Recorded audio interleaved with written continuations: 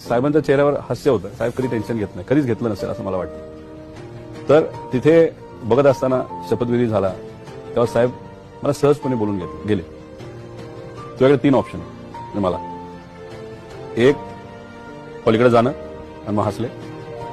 पलीकडे म्हणजे सत्तेत जाणं, भूमिका बदलून सत्तेत जाणं. 2, आज ही वेळ राजकारण सोडून दे आणि व्यवसायाकडे लक्ष दे. आणि 3रं ऑप्शन, संघर्ष करण्याची तयारी ठेव. आणि जी व्यक्ती संघर्ष करते लोक त्याला कधीही विसरत नाही. 3रं ऑप्शन मी तिथल्या दिवस चूज केला. ते म्हणजे हे निर्णय सोपे नसतात, एकटे कधीच घ्यायचे नसतात. जी पत्नी आहे, आई वडील आहेत, त्यांच्याशी जा, त्यांच्याशी चर्चा कर, 2 दिवसांनी मला सांग. मी घरी गेलो. आता सगळ्यांनी अप्रुव्हल दिलं, टेन्शनमध्ये सगळेच होते. पत्नी थोडी काळजीत होती, कारण का जेव्हा लग्न झालं तेव्हा मला सुद्धा माहित नव्हतं मी राजकारणात येईल. साहजिकच तिला सुद्धा माहिती